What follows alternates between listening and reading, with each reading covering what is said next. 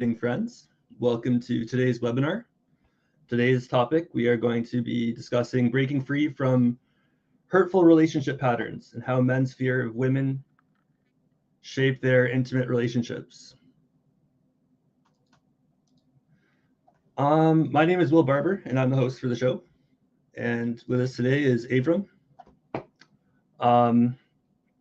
Voice of Men 360 is a non-profit organization founded in 2020 and is based in Toronto, Canada. Voice of Men 360 was born out of seeking tremendous need for stepping up to provide services to help support and overcome men's and boys' life challenges. We are part of International Men's Day. International Men's Day has been serving for over 21 years, and so far 90 countries around the world joined together and are doing various activities regularly. International Men's Day follows 6 pillars, which is the overall well-being of boys and men, and we follow in the same footsteps. Before I introduce our special guest today, formally, I would like to go through our disclaimer. We would like to remind you all that the Voice of Men 360's mission is always delivered with good faith towards peaceful harmony. The views and opinions expressed in today's episode are those of our speakers and do not represent Voice of Men 360.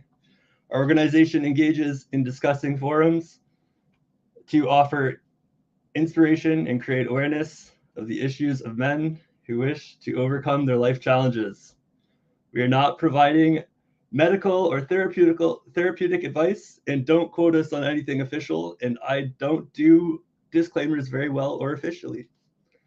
Anyhow, today we have Dr. Weiss here with us today to talk about a very important concept.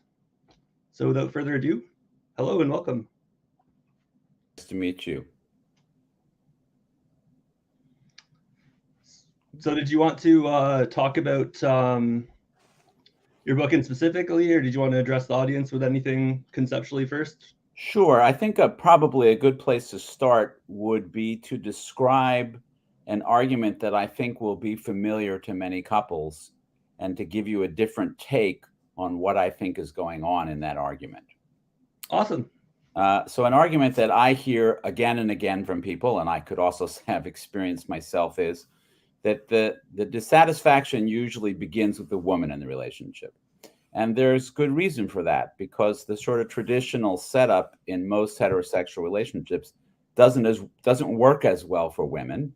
So it's more likely that the woman would be the one to object to how things are going first.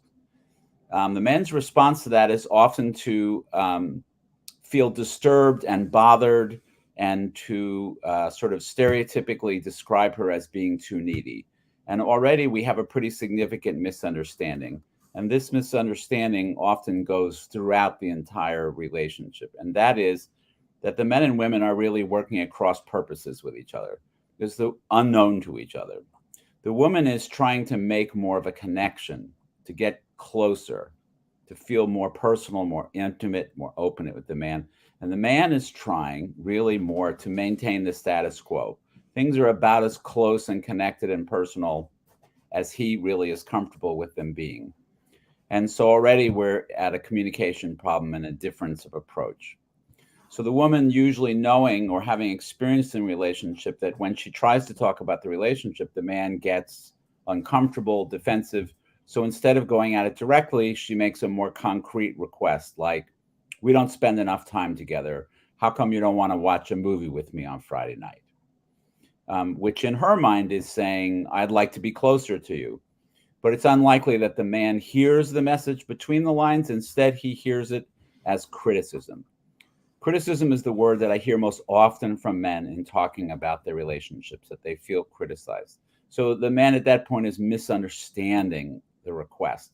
And so he responds by shutting down more, because he experiences that as a criticism. He shuts down more, which is, of course, the opposite of what the woman wants. She gets more emotional. He gets less emotional. She gets more emotional. And now they're off to the races. The part that I wrote about that I think helps explain what's going on is that women experience this pattern and experience men as if they're being withholding and engaging in a power struggle. But in my experience, that's not what's going on. What's actually going on is the man is afraid. What's he afraid of? Why would a man be afraid of a woman? Several things. One thing that the man is afraid of is that men are socialized to feel responsible for women and families. And so whenever their partner feels any distress to the man, that feels as if an indictment of himself as a man, that he's failed in some way to provide and protect for his partner. And the other fear, a more substantial fear underlying that, is that men really, on many ways, are really afraid of being abandoned by their partners. One of the ways we know this is if you look at the statistics, when men and women divorce, men remarry much faster than women. So we think about women as needing marriage more than men, but actually that's not the truth. It's men who seem more dependent, more reliant, more uncomfortable being on their own. So do you think that has to do with like external validation, or what aspect of when you say men and women, right? Like if we're talking like Mad Men or like classical things where you think of like the liberal female at home and like the conservative man that's the breadwinner, right? Like how does that change if we have females that are getting bigger paychecks and higher positions and men that are potentially more liberal leaning or something? Like how much would you say is biological and hormonal and like related to like female, and how much would be related to socioeconomic factors and like everything else going on? That's a great question, Will. Thank you. I've just finished a very interesting book. It's actually sitting right here on my desk. When Boys Become Boys. Highly recommend it. This is a woman, a psychologist, who went into a small school and studied boys very intimately, just hung out in the school for a number of years and got to know the boys personally. And she watched the transition. Those boys started pre-kindergarten, close friends with other boys, hugging, physically affectionate, emotionally open. But over the course of the first 2 years, she actually watched those boys start to shut down and repress their interest in connection with other boys. It's not that they weren't still interested, it's that they stopped letting it. And so that you could get a split created between, sometimes we refer to this as fragile masculinity, the men that we pretend to be in order to be accepted by the culture, and the men that we really experience ourselves as yearning to be. So a lot of this is culture. For that culture, would that be controlled for like what the kids were doing, or is this like an artifact of the fact that like boys are going home and playing Minecraft and that's how they process and stimulate themselves compared to the girls that would still have other things to do that wouldn't necessarily be 100% screen time? One of the interesting things about her study is that this was a Quaker school. And so the school had very strong values about violence and aggression. And most of the parents shared those values. But the boys' favorite toys were guns. Even when they played with things that looked nothing like a gun, they would make it into a gun. And they understood that that was something that they had to do to be tight with the other boys, but they hid it from the teacher and would deny that they were doing it. So it seems as if boys pick up these values at least as much in the culture as they do from their families. Cool. Another interesting piece of that is that if you look at the research on, I mean, today I think most families are looking to have more egalitarian roles in the home, share childcare, share house cleaning, things like that. But actually, younger couples are not as good at that as couples in their 60s. So we have this idea that young people are like remaking the world and really doing it differently. But actually, it's the old farts like me. In our relationship, we're actually living more in a more egalitarian division of roles. And I think that's because it takes a while to figure this stuff out. You can go in with great intentions, but it actually takes some life experience to be able to get this stuff better. Awesome. Can't argue with that. So I guess like what do we do now, right? Like we don't have things perfect, right? We mess up our gender roles and our perspectives of our relationships and our surroundings, and we take things out of context all the time, and that leads to fights. And what do we do? Like how do we recognize these clinical concepts in our day-to-day lives? I guess. Good question. The last section of the book on men's fears of women is there are some very sort of specific step-by-step ideas for people. So if you go back to the argument, the sort of prototypical argument that I just described to you, for men, the work begins with, if I said men's go-to defense is withdrawal and shutting down, then for men, the work begins with relinquishing withdrawal as their refuge. Why? What would be the compensation? Why would it? So men withdraw because they feel uncomfortable, because they feel scared. So how do you get men to give up their primary defense? Well, two things. One is you have to teach men how to be better at soothing themselves. So there are a lot of ways to calm yourself and to settle yourself other than withdrawal, deep breathing, meditation, things like that. The second way is to talk to another man, to develop a network of relationships with other men, so that when you're triggered and when you're overstimulated, instead of just running away from the relationship, you can say to your partner, I'm a little triggered. Can we come back to this in an hour? I'm going to go call Fred.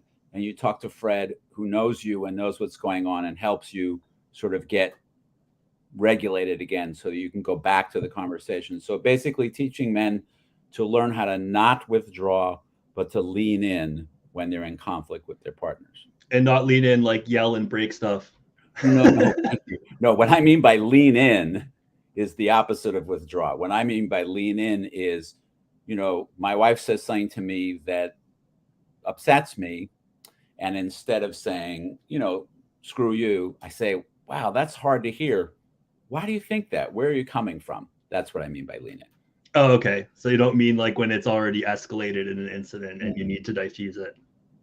I only have one bumper sticker in my life, and it's sitting on my desk right here. The only thing I've ever thought was worthy of a bumper sticker that I wanted to own says less judgment, more curiosity. Amazing. It's not a bad motto to live by. I'd like to take it to the Congress and put it up all over Congress so that they would see that when they're trying to talk to each other. There's a lot of places I'd like to put that bumper sticker. So that's the men's side of the equation. For women, I'll ask an uncomfortable question. Well, none of us are women here, but can't really ask the question. In my experience, when I ask women, what did your mother teach you, primarily by example, what did your mother teach you about men? Most of the time, what women say is, my mother taught me to not think much of men. My mother taught me to not expect much of men, and even in some cases to be condescending towards men. And so for women, the task is to learn how to give up criticism and condescension as their go-to defense, and to use their understanding of the role that these fears play to work towards more empathy and hopefully compassion. So how do you facilitate spaces where it's not so oppositional for women to come into it, right? Like sexual harassment in a workplace or something like that is pretty toxic when it happens.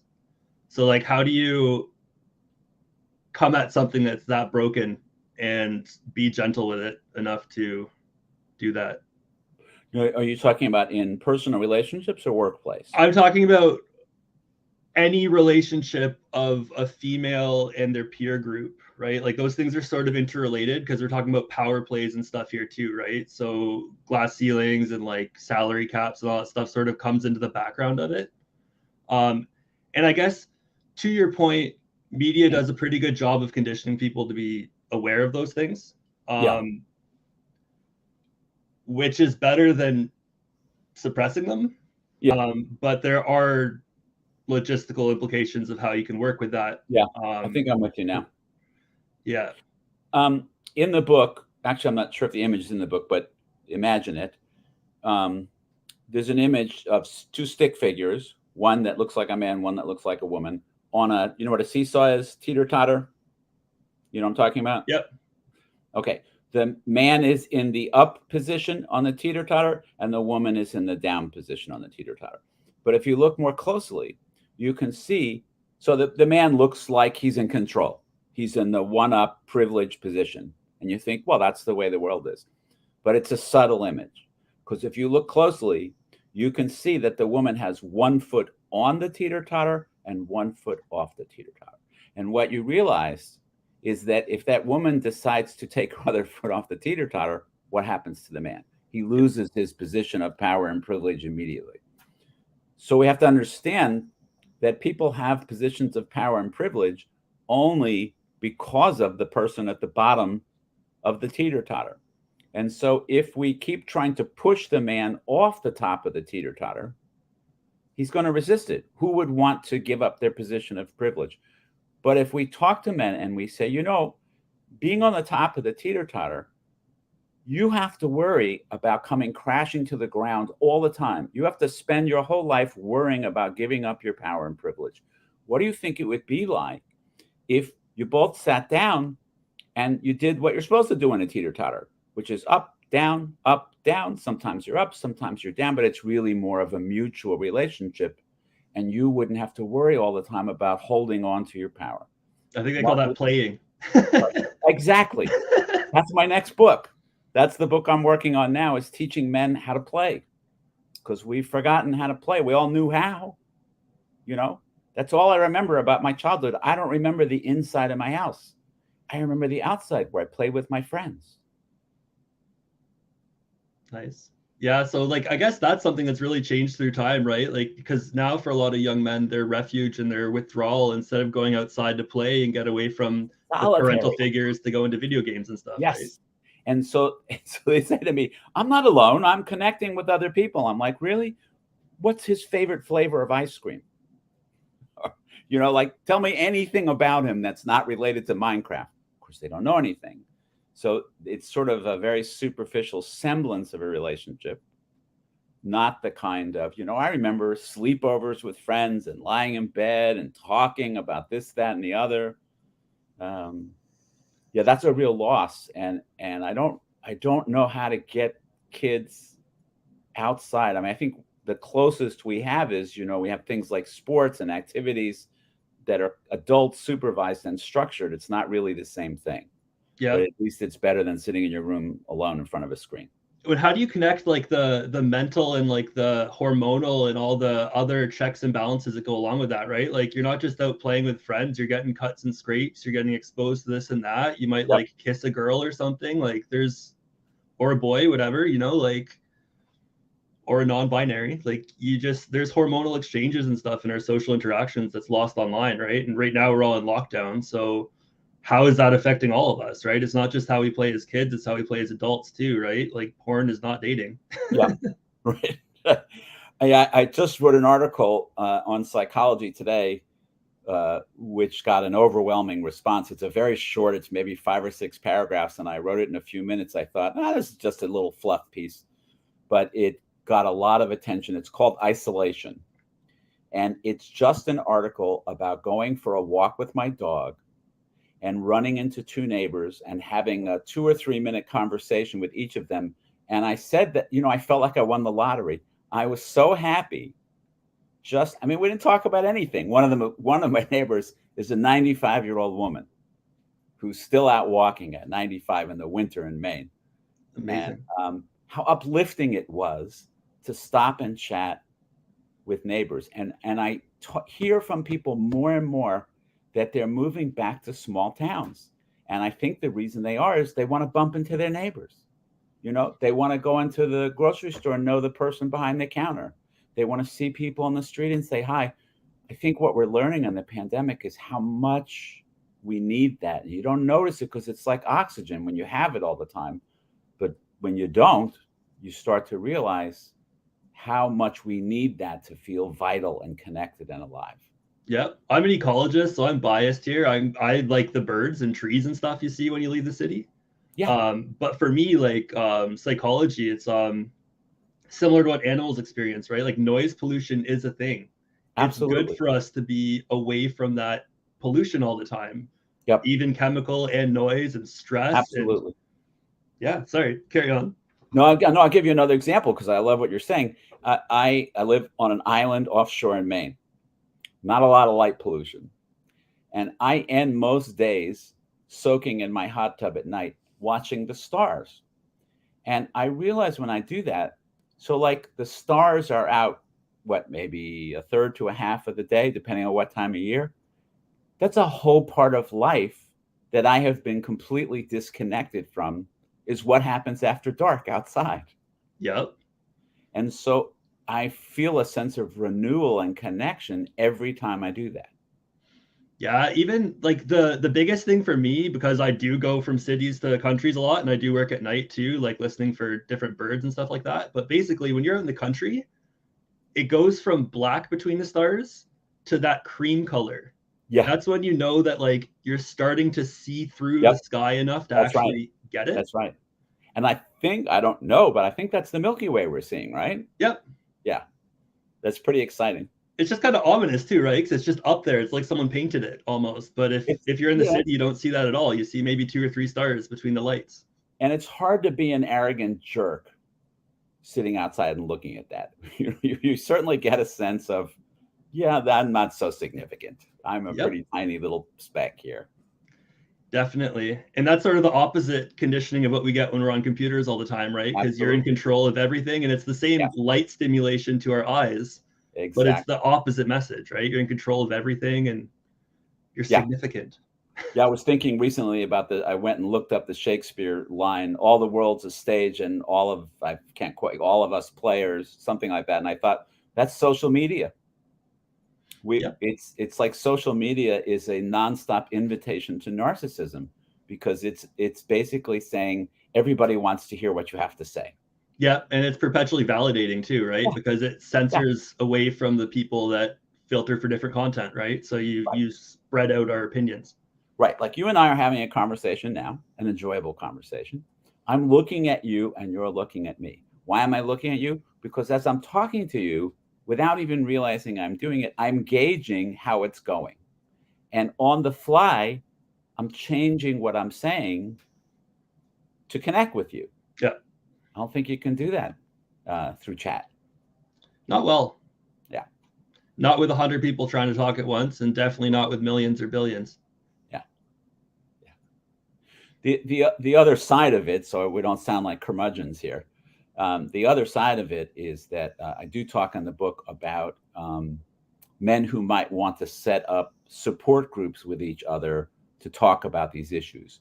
And that is a lot easier to do online than it is in person. I prefer to do it in person, but since we're all still stuck at home, at least for now, I do really encourage people to look at the last section of the book. And it's, again, very sort of specific guidelines about how to find other men who might be interested and how to set up a group that meets regularly. I sort of suggest starting it as a book group, read the book together, but then carry on as an ongoing support group to talk about being men, to talk about what it's like to be a man, what it's like to live in the world, to deal with gender role expectations and like that. Yep. And I think it's important too to make more objective reasons for coming together with that purpose, so that it's not always under like a theological umbrella or like an academic umbrella or a workplace umbrella. You know what I mean? Yep. Well, one good reason is that, the topic of loneliness is getting a lot of scientific attention right now, as well it should. But loneliness is a bigger risk for early mortality than cancer. Yep. Suicide, 100%. So if you are like a health nut and you really want to be healthy and live longer, you should worry less about what you eat and worry more about who you're close with. Literally, that's true. It will have more of an effect on your health and longevity. When you say who you're close with, do you mean like what they're going through or what they're trying to like mediate, like what's unmedicated and untreated that they're dealing with, or what do you mean? I mean, any connection with anybody. I mean, if you have friends who bird, to be talking with people who bird. If your neighbors, your siblings, it doesn't matter. I don't think we distinguish. I think connection is what's valuable. Cool. And it's harder and harder to come by. And especially the past 2 years, it's very difficult to come by. Well, the thing that's sort of ironic about that, though, sorry to interject there. No. Basically, what we've been talking about, you said you don't want to sound like a curmudgeon there, right? But a way that a lot of young men are getting together right now is on Twitch streams and in Discords, right? Like with their different games that they play together. And yes, it's superficial, but there's already that connection that's coming together. So I'm wondering if there's value in going into those unhealthier places and trying to make them healthier, or if it's better to try and start from scratch without an audience.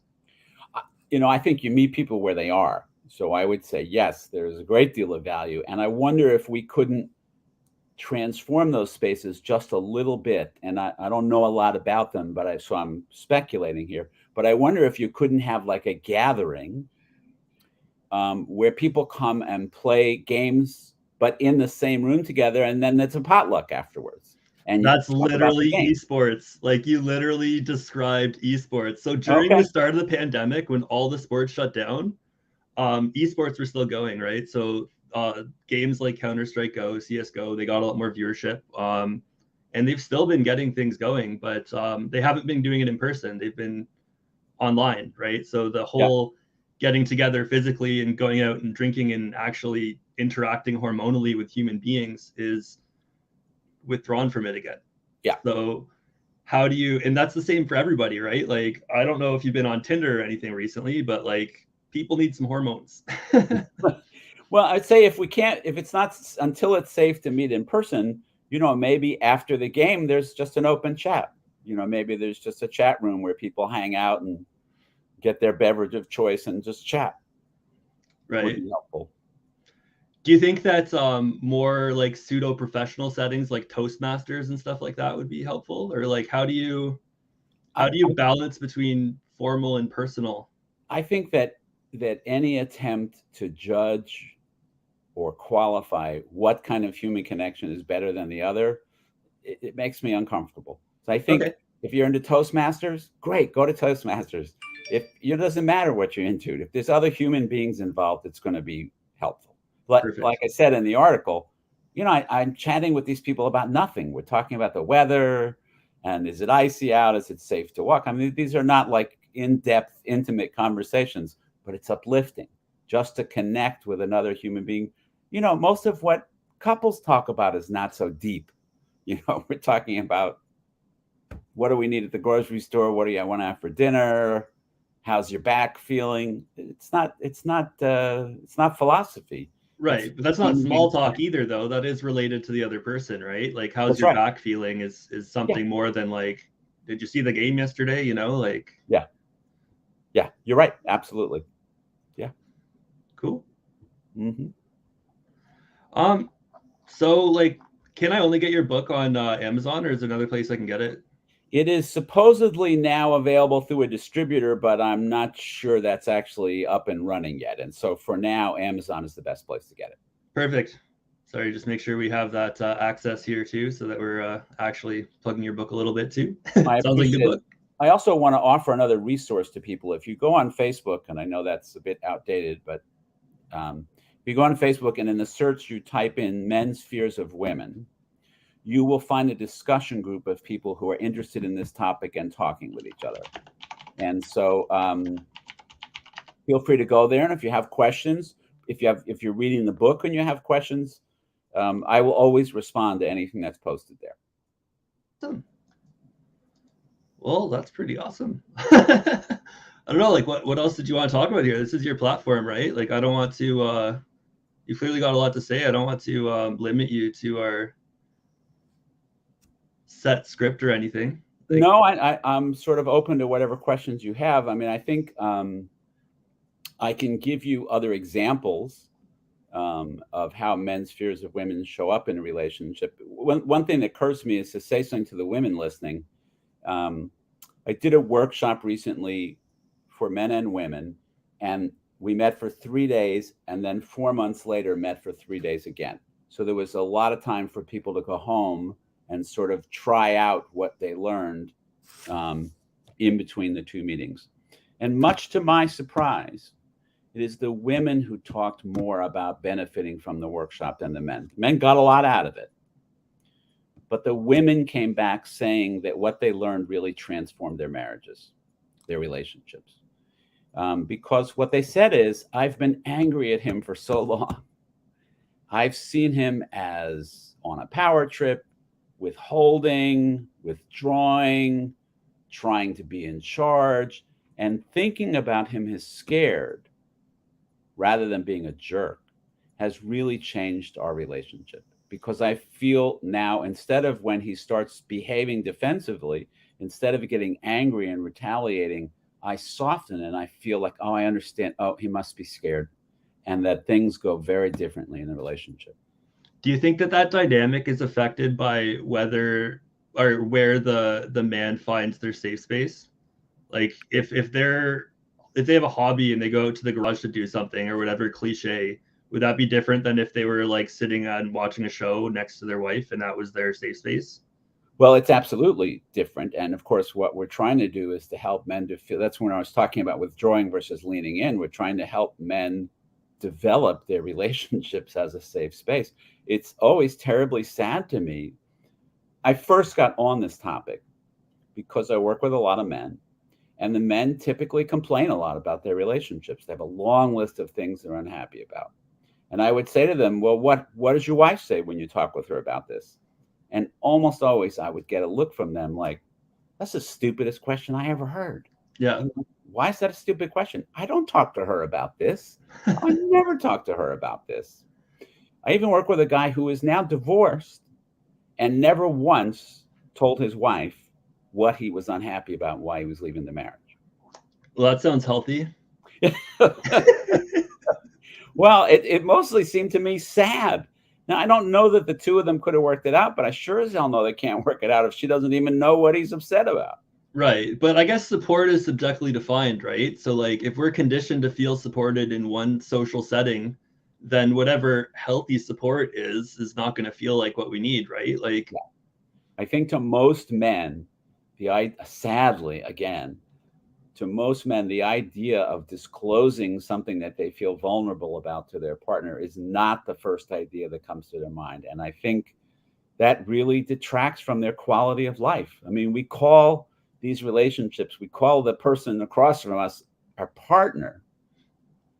And that has a particular meaning. And that meaning is a partner is somebody you rely on, somebody you trust, somebody you turn to, somebody who, when something exciting happens in your life, that's the first person you think about. And the experience almost isn't complete until you tell them about it.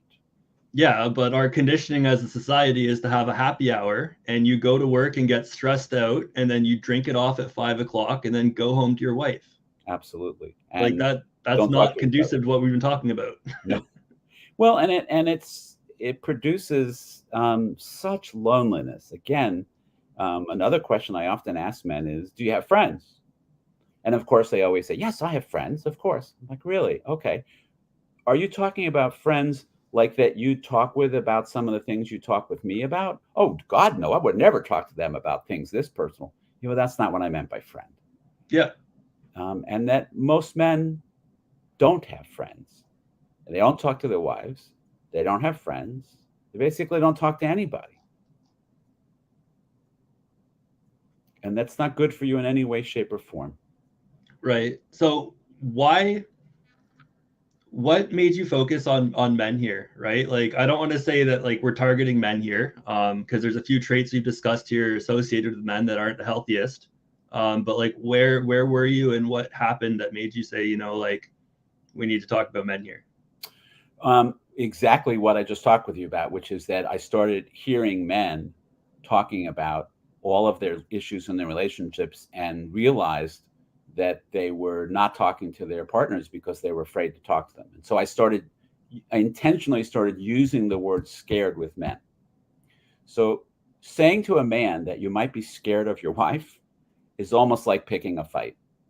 Yep. Because men are socialized to not be scared of nothing. And the one thing you're absolutely not supposed to be afraid of is women. So usually when you say to a man, I think you might be afraid of her, you get two reactions about 30 seconds apart. The first one is like, they bow up. I'm not scared. But in my experience, that lasts about 30 seconds, maybe a minute at the longest.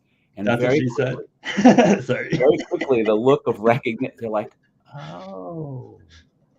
Yeah. And then you start going back through everything you've been talking about with that lens. And they're like, oh, this makes a lot more sense now. I'll just give you a very simple everyday example that I think most people could relate to. You're at work and somebody says, hey, we're going out for drinks afterwards. You want to join us? For many men, the first thought that would come to their mind is, well, I don't know if my wife would be okay with that. before you even give yourself a chance to know whether or not you'd like to go out with your friends, you're already worried about, and here's the sad part in this hypothetical example. Your wife has never once objected to you going out with friends. In fact, she's worried you don't have any friends and keeps bugging you to go out with friends. It doesn't matter whether or not she is actually critical. For many guys in that situation, their first thought is, ooh, I don't know, I could get in trouble if I go out after work. Wouldn't they impose the same on their wife in the same situation? Like if you're in a situation where your relationship's falling apart and you're getting insecure and you're on the rocks and stuff, and suddenly your wife starts going out for drinks after work, like wouldn't guys say the same thing? Like, oh, I don't know if you should be going out, honey. Like, oh, can't you come home? You change the scenario to one in which you really, I'm talking about everything's fine in the relationship. I'm not. Oh, okay. Okay. Yeah. You're not talking about on the rocks. Okay. No, and I think that, I think men are pretty comfortable being alone. So when their wives say I'm going out with the girls, they're like, great, I'm watching the game. Right. So then how do you recognize those two scenarios though? How do you recognize when it's a healthy scenario and when it's not? I'm not sure I'm following you. In the relationship, you just said that if there's a healthy relationship between the power dynamic of the men and the women, and you had your after work going out for a drink scenario. Yeah. I don't know. Never mind. I'm on a tangent. Keep going. All right. I think what you're asking me about is how do you know if that's a problem? And I think the way you know it's a problem is if you're more worried, if your first thought is about what somebody else is going to think about what you do before you even give yourself a chance to know if you want to do it, that's a problem. If you say to me, do you want to go out for ice cream? And my first thought is something about, oh, that's not cool, or you won't like me if I pick the wrong flavor or something. It's kind of a silly example, but you get what I'm saying. Hopefully my first thought would be is whether or not I want ice cream. Right. That's like an important step right there, because a lot of people don't have the relationship perspective to know that that's really important. And that's a very major sign of toxicity and like contempt and like serious resentment. Yeah. It's a tricky balance to be in an intimate relationship. There's a very famous social psychology experiment called the still face experiment back in the 50s, I think. And what they did is they had mothers and infants side by side or facing each other, and they're playing back and forth. And if you look at both of their faces at the same time, you can see, even though it's just an infant, there's a conversation. So the baby makes a face and the mom smiles, and the baby's like, oh, that worked. More of that. I'm going to do more of that. And then if the baby does something else and the mom's less responsive, then the baby doesn't do as much of that. In the same way, of course, the moms are trying to do things to make the baby smile, because it feels good when you get your kid to be happy, right? So in the experiment, the mom is instructed to turn away and turn back with a still face. Not angry, not upset, not anything, just not responsive.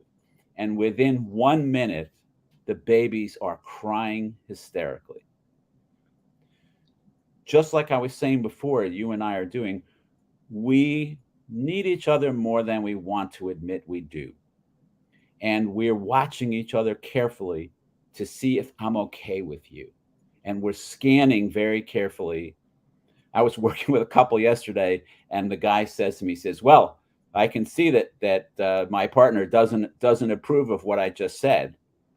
And so I asked her, and she said, no, I'm totally fine with what he just said. But he's scanning to make sure that what he said is okay with her, and he's living out his own worst fears. He's seeing her as disapproving, and she's not feeling disapproving in the least. But I don't know, like a lot of older couples, like north of 50, I'd say, if they've been together for 20 plus years, the man a lot of the time assumes that the wife is going to assume that he's wrong in most of what he's doing to some extent, and he just doesn't push his luck too much. And that's just the dynamic. That's exactly right. And that's like, thanks for the example. That's a great example of men's fears of women. And so we've done a lot of talking and a lot of writing and a lot of research about, Dana Jack is a colleague of mine who's written about women silencing themselves. And she and I are in conversation because I'm talking with her about, men do the same thing And what you just gave is an example of exactly that. And we used to think that was just something women do, but I think we're beginning to finally recognize guys like the one in your example are doing exactly the same thing. Okay, so the question I just had, sorry to take you back like 3 steps. No, that's You fine. mentioned the experiments with the baby and the parent, right? And the mother, and how they respond to that connection. Yep. In a lot of more traumatized or trauma affected populations, that's not always the norm. A lot of times the emotional connections with kids are different dynamics, and a lot of them look neglectful from a lot of angles if we frame that as the only possible healthy dynamic. Like, I don't know how much, if you're interfacing with like indigenous communities, for instance, how much would that, like, was that study done with indigenous communities, or is that just with like some other random population? No, there are. I don't know is the answer to the question, because I haven't worked with indigenous communities, and I think I don't want to ever assume that what I know applies to other people. And so I don't know the answer to your question. I certainly can tell you that I've worked with men across a wide range of situations, including a significant number of men. I worked for years in a prison system. So it's not limited to white middle-class people. I can tell you that. I think it is largely limited to heterosexual men, primarily because they're not partnered with women. Right. So then how do we contextualize these concepts, given that what our sense of comfort would be and what our sense of support, because support's supposed to be individually defined, right? Like the individual feels supported or they don't, right? Yes. So exactly. How do you adjust for different baselines of different upbringings and different conditionings and different cultural values and stuff too that might have been in the home at the time too? Well, my role model for that is Margaret Mead, the anthropologist. So what anthropologists learn to do is they go into a culture with as few assumptions as possible. They basically are not afraid to say, I don't understand that. Can you please explain that to me? And so I think it's about humility. I think it's about, Carl Jung said, as a therapist, every patient you work with, you should act as if you'd never seen a patient before in your life. So that you basically, it's humility. It's basically starting by recognizing that you don't know about this person, you don't know about this culture, and you have the humility to ask them to teach you about their culture. Right. Cool. Sorry, I'm just trying to understand, because healing is taking something that's not healthy and helping it move back towards something healthy, at least functionally first, if not entirely, Yes. right? So then it's just from my perspective trying to understand how different starting points would define what health is and what branching to health looks like and stuff like that. That's like a big part of that conversation for me. Absolutely. But that's, again, that's in the conversation, is my asking people, what would be the outcome you would want here? Right. So people have very different, and different cultures have very different ideas about relationships. So when you work with people who are raised in Chinese culture, if you come at them with assumptions from what Westerners look for in their relationships, that's not what they're looking for. They're looking for something that is significantly different. Okay, so then if we are going to take this last 12 minutes or so and workshop these concepts into something listeners could take into their house and assess their own relationships with, how could we use your book to do that? You know what a lot of couples are doing, which I never thought of, and I really think is a delightful idea, is they're reading the book together. And I love that idea. So they're reading the book together in bed. So they each read chapter 1, and then they talk about chapter 1. And it's similar to workshops that I'm doing around the country now. And what I'm doing in these workshops is I have men volunteers from the audience come and talk about their experience of fears of women. Then the men sit down and a group of women come up and talk about their reaction to what they just heard from the men. And then the men come back up and they have a conversation with each other. And the depth of that conversation between the men and women, because men talk with each other differently than they talk with women. How do we stop that though? What?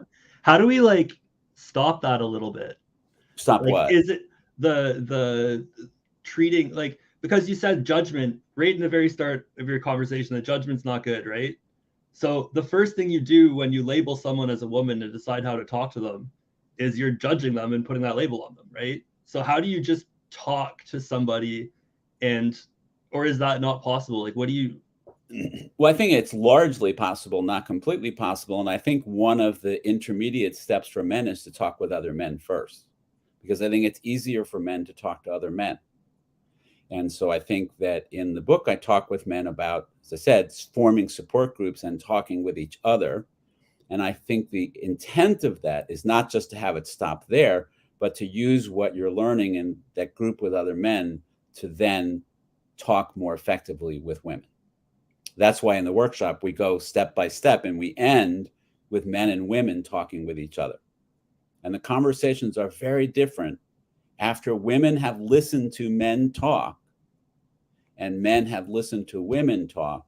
The conversations they have with each other then are very different. That makes sense. It's a powerful experience. You realize how much we're missing. You realize how much we're not saying to each other that we're afraid to say. Yeah, and how much of our stress is from support networks that aren't meeting our needs, and we're just lingering with all that burden all the time, right? Like, there's a reason why it's grumpy old men, right? Sorry. So how do you see relationships in the younger and future generations changing, right? Like, if we looked at 50-year-old plus men, and we looked at relationships in their 20s and 30s now, and in their teens, like, how is that changing? Well, the most profound change we could make is to change men's involvement as fathers. So men's fears of women really come right from our earliest experience. So for men, for all children, as I talked about in the still face experiment, all children are very laser focused on their mothers and very, very important to them to have their mother's approval and love. So for men, since straight men marry women, it recreates for us the same dynamics we had with our mothers. Now, those dynamics are intensified because most people are raised emotionally primarily by a woman. If they were raised by man and woman together, if both of your parents were equally involved in your upbringing, a number of feminists have said that the only way we're ever going to change the patriarchy is for men to be equally involved in the emotional caretaking of children. So if we really want this to change, we would have to look politically, socioculturally at things like parental leave and family leave for men as well as women. We'd have to look at ways, and we'd have to talk about how do we change the culture so that I've worked with another number of men who are stay-at-home dads who feel stigmatized and shamed. And when they go to a party and people say, "What do?" they're embarrassed. They don't want to say, "I'm a father. I stay home and take care of my children." That's the part that we'd have to change. I do feel somewhat hopeful about that. When I have been in situations with young people who are parents, I have noticed when I was raising my kids, I remember the first time there was a changing table in a McDonald's bathroom. It was a big deal because I'd been changing my kids' diapers on filthy bathroom sinks, and there was a changing station in a McDonald's bathroom. That was a huge event. Yep. I have been in situations now with young people where when babies cry, it's the dads who get up to take care of the kids and look after them. If that continues, that would change the world. I think it's important for other dads to see that too, right? Because if their relationship's not like that, they might feel that they're not able to make the baby stop crying the same way, right? Absolutely. Like they might feel that the baby wants their mother. I was terrified. I have a picture of me. I have my first child, and my wife had a cesarean, so she's bedridden. So all of a sudden, I'm doing everything, which I've never done I have two younger sisters. I never held a baby before in my life. So after a few days, you got to give the baby a bath, and I have no idea how to do it. I have a picture of me holding my notes from the child rearing class and the baby in the other hand. I do know how to be a student. I know how to take notes and read my notes, but I was so without experience and confidence that I turned to my notes from the class. It's not that hard to give a baby a bath, you know?